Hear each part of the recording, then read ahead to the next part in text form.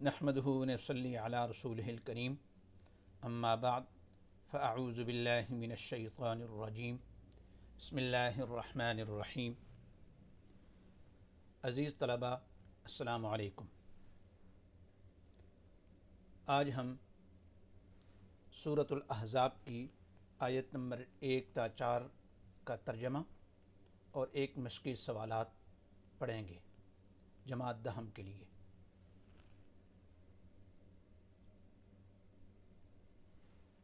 بسم اللہ الرحمن الرحیم۔ یا ایہا النبی اتق اللہ ولا تطع الکافرین والمنافقین ان اللہ کان علیما حکیما۔ یا ایہا النبی، اے نبی صلی اللہ علیہ وآلہ وسلم، اتق اللہ، آپ صلی اللہ علیہ وسلم اللہ سے ڈرتے رہیں، ولا تطع، اور کہا نہ مانیں، الکافرین، کافروں کا، والمنافقین، اور منافقوں کا، ان اللہ، بے شک اللہ، کانا ہے، علیماً، جاننے والا، حکیمہ، حکمت والا۔ سلیس ترجمہ: اے پیغمبر خدا صلی اللہ علیہ وآلہ وسلم، خدا سے ڈرتے رہنا، کافروں اور منافقوں کا کہا نہ ماننا، بے شک خدا جاننے والا، حکمت والا ہے۔ چونکہ اس سورہ مبارکہ میں غزوہ احزاب کا ذکر ہے، اور غزوہ احزاب وہ غزوہ تھا جو پوری دنیا کا کفر اکٹھا ہو کر مسلمانوں پر چڑھ دوڑا تھا، تو اللہ تعالیٰ نے اہل ایمان کو فتح عطا فرمائی۔ اس کے بعد اللہ نے خوشخبری سنائی کہ اب اس کے بعد انشاءاللہ فتوح ہاتھ کا دروازہ کھل جائے گا، اور کفار جو ہے وہ آپ صلی اللہ علیہ وسلم کو کہیں گے کہ چلیں کچھ لو اور کچھ دو کی پالیسی اپنا لیتے ہیں، اور نہیں تو آپ کچھ ہماری باتیں مان لیں اور کچھ آپ اپنی باتیں منوا لیں۔ تو اس لیے اللہ نے منع فرمایا کہ میرے محبوب اب اللہ سے ڈریں، کفار اور منافقین کی باتوں میں نہ آئیں۔ اللہ کریم نے آپ کو غزوہ احزاب کے موقع پر فتح عطا فرمائی ہے، اس لیے آئندہ بھی آپ کی فتح اللہ کریم آپ کو عطا فرمائے گا۔ اگلی آیت نمبر 2 میں کس کا اتباع کریں اس کا حکم ہے۔ واتبع، پیروی کریں آپ صلی اللہ علیہ وسلم، ما یوحا، جو وحی کیا جاتا ہے، الیک، آپ صلی اللہ علیہ وسلم کی طرف، من ربک، آپ کے رب کی طرف سے، ان اللہ، بے شک اللہ، کانا ہے، بما، اس سے جو، تعملون، تم عمل کرتے ہو یا تم کرتے ہو، خبیرہ، خبردار۔ بامحاورہ ترجمہ: اور جو کتاب تم کو تمہارے پروردگار کی طرف سے وحی کی جاتی ہے اسی کی پیروی کیے جانا، بے شک خدا تمہارے سب عملوں سے خبردار ہے۔ یہاں پر ایک چیز کی وضاحت کرتا چلوں، خدا اور اللہ، اللہ تعالیٰ کا جو ذاتی نام ہے وہ اللہ ہے۔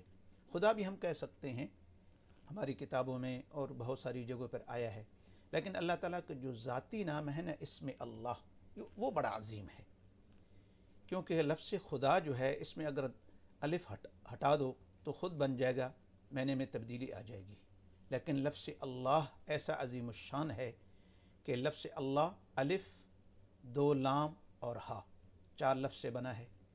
الف ہٹا دو تو پیچھے 2 لام رہ جائیں گے، للہ، تب بھی مراد اللہ ہے، للہ ما فی السماوات و ما فی الارض، اللہ کی ذات مراد ہے۔ اب ایک اور لام ہٹا دو، لفظ لہو ہوگا، لہو ملک السماوات والارض، اسی کے لیے بادشاہت ہے آسمانوں اور زمینوں کی، تو مراد اللہ ہے۔ اسی طرح اگلا لام بھی ہٹا دو، ایک لفظ ہا رہ جائے گا، تو تب بھی مراد اللہ ہے، اللہ لا الہ الا ہو۔ تو اس لیے افضل یہی ہے کہ اللہ لفظ جو ہے وہ استعمال کیا جائے، خدا بھی پڑھ سکتے ہیں، کوئی ایسا مسئلہ نہیں۔ تو یہاں پر حکم کیا ہوا کہ اللہ کی ذات نے آپ کی طرف جو وحی کی ہے اس کی پیروی کریں۔ یہ آیہ مبارکہ ایک تو قرآن کی حقانیت پر بھی دلالت کرتی ہے کہ مخبر صادق صلی اللہ علیہ وآلہ وسلم اپنے پاس سے کچھ نہیں کہتے تھے، بلکہ آپ جو بھی کہتے تھے وہ اللہ کی طرف سے وہی ہوا کرتی تھی۔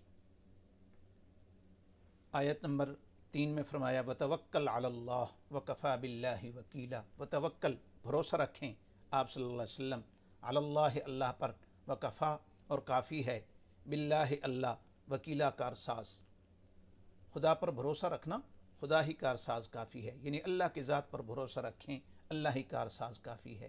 کارساز کسے کہتے ہیں؟ کام بنانے والا، یعنی اللہ ہی انسان کی بگڑی بناتا ہے، اللہ ہی کام بناتا ہے، اس لیے اللہ پر بھروسہ رکھیں۔ اب یہ خطاب کے صیغے ہیں آپ صلی اللہ علیہ وسلم کے لیے، لیکن آپ کی وساطت سے پوری امت مراد ہے کہ اہل ایمان کو کہا جا رہا ہے اللہ کے نبی کی وساطت سے کہ اللہ پر بھروسہ رکھیں، اللہ کی ذات ہی آپ کے سارے کام بنائے گی۔ ما جعل اللہ لرجل من قلبین فی جوفی وما جعل ازواجکم اللائی تظاہرون منہن امہاتکم وما جعل ادعیاءکم ابناءکم ذالکم قولکم بافواہکم واللہ یقول الحق وہو یہدی السبیل۔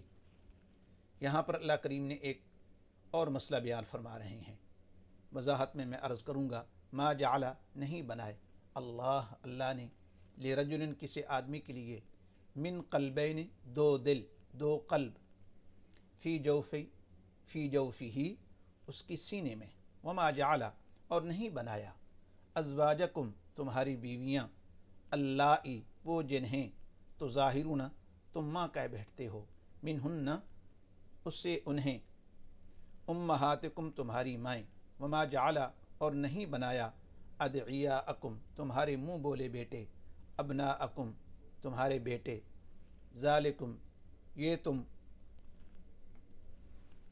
قولکم تمہارا کہنا، بافواہکم اپنی منہ سے، افواہ جمع ہے تو اس لیے منہ، واللہ اور اللہ، یقول فرماتا ہے، الحق کا سچ، وہو اور وہی، یہدی وہ ہدایت، السبیل سیدھے راستے کی۔ خدا تعالیٰ نے کسی آدمی کے پہلو میں دو دل نہیں بنائے، اور نہ تمہاری عورتوں کو جن کو تم ماں کہہ بیٹھتے ہو تمہاری ماں بنایا، اور نہ تمہارے لے پالکوں کو تمہارے بیٹے بنایا، یہ سب تمہاری منہ کی باتیں ہیں۔ اللہ تو سچی بات فرماتا ہے اور وہی سیدھا راستہ دکھاتا ہے۔ یہاں پر دو چیزوں کا خاص طور پر ذکر فرمایا گیا، ایک تو یہ کہ بلکہ تین چیزوں کا، ایک جو مشرکین کہا کرتے تھے کہ جو آدمی زیادہ پہلوان ہوتا یا زیادہ دلیر ہوتا، کہتے ہیں اس کے اندر دو دل ہیں، تو اللہ نے فرمایا کسی انسان کے اندر دو دل نہیں ہوتے، دل ایک ہی ہوتا ہے۔ اور دوسرا، زمانہ جاہلیت میں ایک رسم تھی کہ اگر کوئی آدمی اپنی بیوی کو اپنی محرم کے ساتھ تشبیہ دے دیتا، یعنی اس کو ماں، بہن، بیٹی جن کے ساتھ نکاح نہیں ہو سکتا ان کے ساتھ تشبیہ دے دیتا تو اس کو طلاق ہو جاتی۔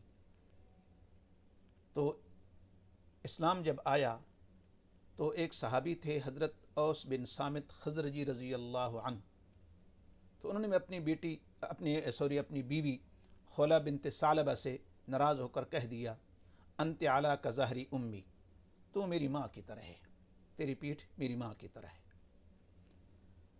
جب انہوں نے یہ کہہ دیا تو زمانہ جاہلیت میں یہ لفظ کہنے سے چونکہ طلاق ہو جاتی تھی، یہ پہلا واقعہ تھا اسلام میں ایسا، تو اس خاتون کو جب پتہ چلا کہ مجھے تو طلاق ہو گئی ہے، وہ ناراض ہو کر نبی پاک صلی اللہ علیہ وسلم کے پاس گئی، کہا اللہ کے رسول میرے خامند نے مجھے یہ کہہ دیا ہے، اب اس مسئلے کا کوئی حل فرمائیں۔ تو اللہ کے نبی کو اللہ کی طرف سے یعنی وحی نہیں آئی تھی اس کے بارے میں، آپ خاموش ہیں کہ کیونکہ ابھی حکم نازل نہیں ہوا۔ وہ عورت بار بار اللہ سے دعا کرتی اور نبی کریم صلی اللہ علیہ وسلم سے کہتی کہ اللہ کے رسول میرے لیے اس مسئلے کا حل نکالیں۔ اتنے میں پھر اللہ کریم نے 28ویں پارے کی پہلی سورہ مجادلہ وہ نازل فرمائی۔ جادلہ یجادلو کا مطلب ہوتا ہے جھگڑا کرنا، بحث کرنا، بار بار آپ صلی اللہ علیہ وسلم سے چونکہ وہ کہتی تھی اس لیے، تو اللہ نے اس مسئلے کا حل اور سلوشن جو ہے وہ بتایا۔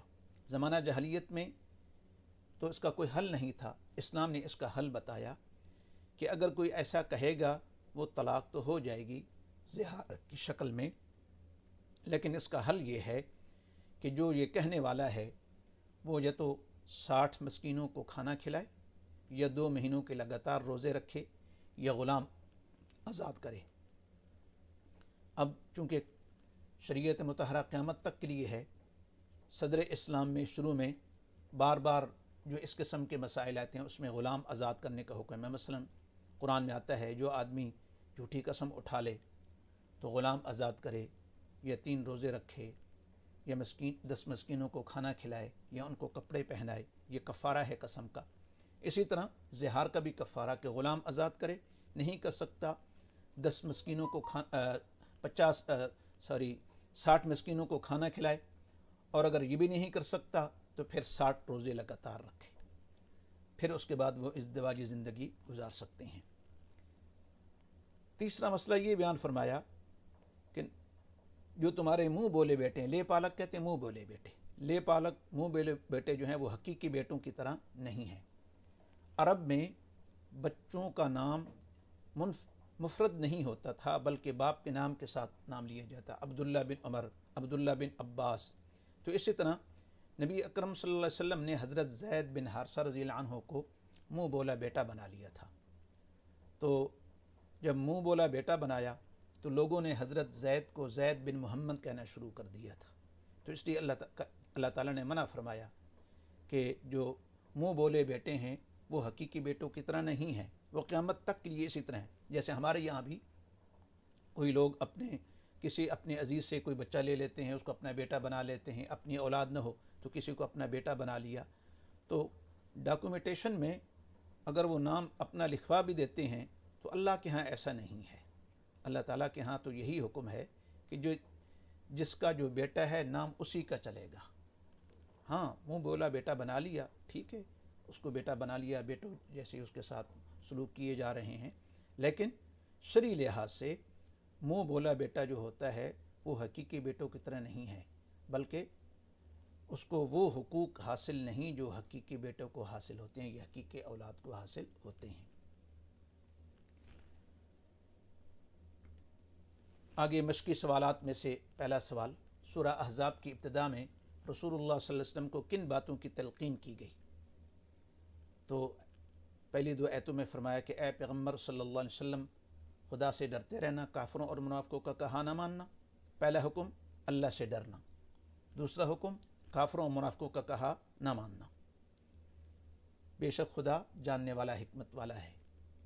تیسرا حکم جو کتاب تمہارے پروردگار کی طرف سے وحی کی جاتی ہے اسی کی پیروی کرنا، بے شک خدا تمہارے سب عملوں سے خبردار ہے۔